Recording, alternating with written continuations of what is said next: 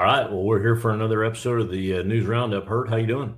And it's news roundup time. This is our, just the facts. We get it out there. Things are Just the good. facts.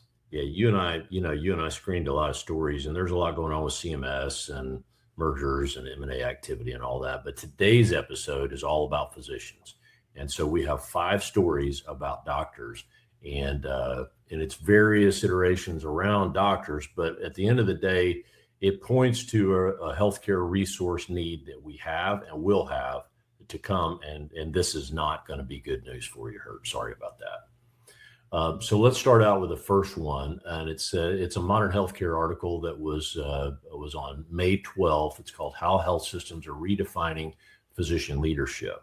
Now, this is not necessarily bad for physicians. This is actually good because of hospital and physicians trying to align around patient care. That's always a good thing. What we're seeing a lot more of this being done, where health systems are being more and more creative for how to engage physicians in leadership of clinical service lines. And what this Modern Healthcare article said was more and more of that is being done. The physicians are having more and more responsibilities. And in my mind, that's a good thing, right, Hurt? Yeah, absolutely. I So, think I think physicians are key to delivery of healthcare, and I think they're a key component in the way health systems interact and the way those relationships work. right. Is certainly a part of the picture. They in there it talked about some of the challenges. Limited resource and budget constraints are a big hurdle. Navigating organizational politics is a big second as far as an obstacle. Workforce shortages. So these are some of the things that the survey came up with on physician leaders in a new role in a health system. I just thought some of those things were really good and not surprising. The second is this, and this is where the depression starts. Hurt. Sorry about that, but it's a medical economics report in May 8th, and it says physicians are leaving clinical practice 9 years earlier than they did in 2008. AMA study finds 9 years earlier. And so the what we're seeing is, instead of the average age of docs being 57.1 years old when they're taken off, which, okay, I'm 57 for a doc after 30 years of practice seems reasonable. However, we're seeing a lot of 48.1-year-olds leave practice, and there's a bunch of rationale. The rationale is very different than that 2008 survey, and let's just talk about that just 1 second. They said some of the biggest factors were the hassle factor, 44%, too stressful, 44%. Those were the 2 leading, and then unrealistic patient demands. That's surprising, Mhm. right? That is Now, surprising. that's a new one, unrealistic patient demands. Back in 2008, it was around health issues. You would think, oh, well, I'm a 57-year-old, I've got bad health, so I need to go. Health, hassle, and rising malpractice. Those were the 3 big reasons back in 2008 at 57. Now at 48, we're seeing hassle and stress and unrealistic patient demands. That's interesting, right? Yeah, really interesting. And I think what that almost compounds one of the issues that we've talked about, in that for every physician that retires, just due to demographic changes, I think expectation changes, and just difference in generations, is for every one of those physicians that's retiring, it takes 1.2 to 1.5 Yeah. to even 2 physicians to replace that person. And Right. then that creates an additional squeeze, because when you look at the number of physicians coming up, are Mhm. there the numbers to support that 1.2, 1.5 replacement ratio? And Right. so they're leaving earlier. It takes more to replace them, and we have fewer coming up. That's good. That's a real squeeze that you're going to see there. Right. And I think it'll be interesting to see how that plays out. And I think you're already seeing it. I'm thinking about, just anecdotally, the getting into specialists takes a lot longer than it used to. At least it seems like Mhm. it does. Mhm. But we're also seeing explosion of nurse practitioners, physician assistants, those mid-level providers. We're seeing that explode over the last few years. I don't have stats in front of me, but you're Yeah. seeing that happen quite a bit. And I think that's one of the safety valves for this. And so that'll Yeah. be interesting to see if that continues. I know we talk a lot about mid-level providers being able to practice at the top of their license, so make sure they're doing everything they can do and make sure they're at the top of the license. So you're getting full benefit of their education, their training, and what they're able to do. Right. And so I think that's one of the ways through it. And as we advise clients, as we work with clients, staffing ratios and productivity and use of mid-level providers, that's certainly something that's a part of the conversation. No, I agree. It's like the hole's getting deeper. Herb. Mm-hmm. It's like, when every one of our 48-year-old docs leaves, and we're having to replace it by another 1.5 to 2 FTEs on doc. That's tough.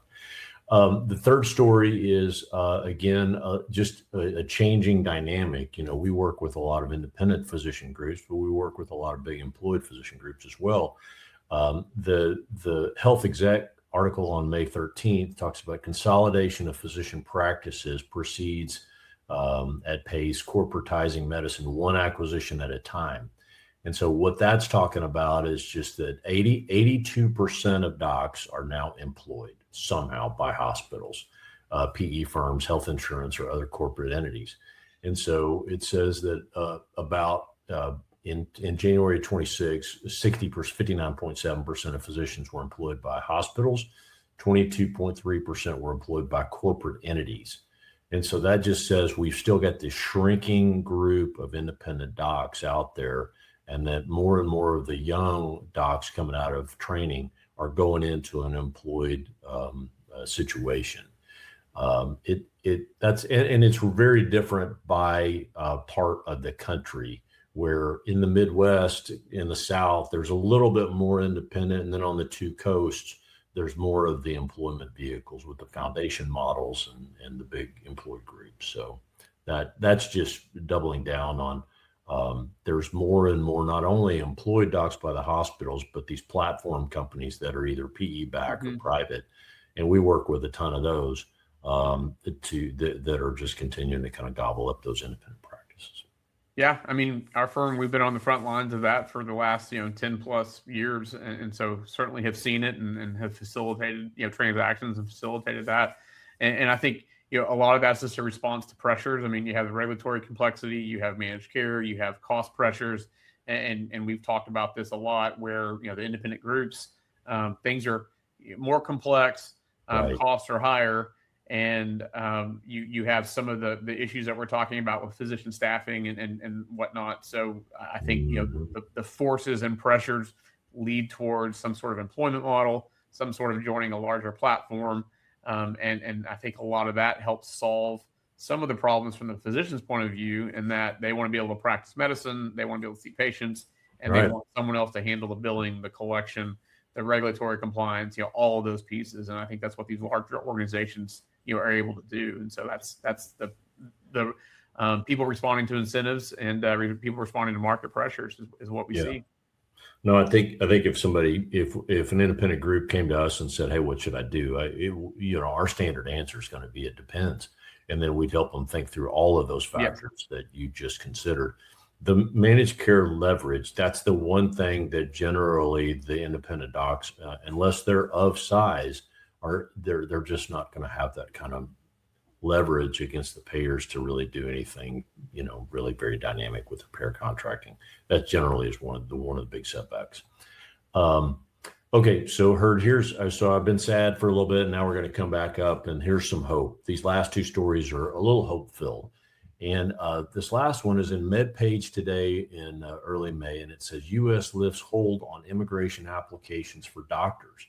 To me, that's really good. So a lot of times our foreign medical graduates really supplement our U.S.-based graduates and provide very, very important resources. And I've worked with many doctors that have trained elsewhere, and then once they get through the credentialing process, they're fantastic.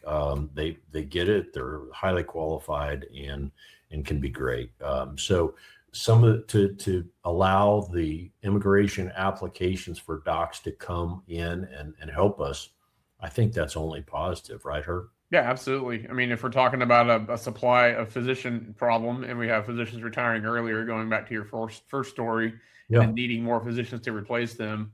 I talked about mid-level providers a minute ago, but also I think the more physicians, and if we can increase the pipeline and get qualified, great physicians, no matter where they're from, and they're able to come here and help serve patients, that's another relief valve and another way to fix some of the squeeze on physicians that we see.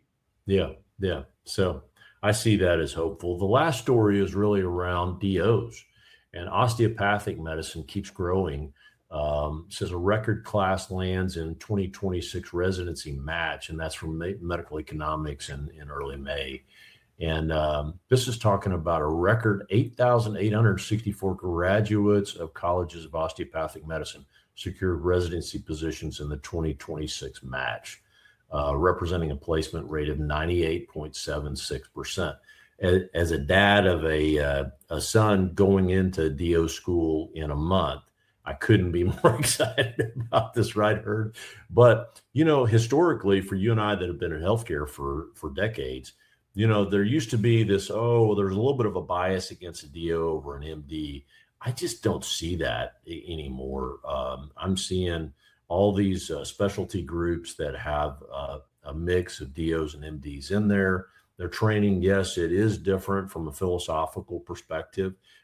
It gets you to a similar place in that you're an expert in that field of care. And to me, I'm very, very excited about this for the DOs coming out. And there's just more and more DO schools that are opening.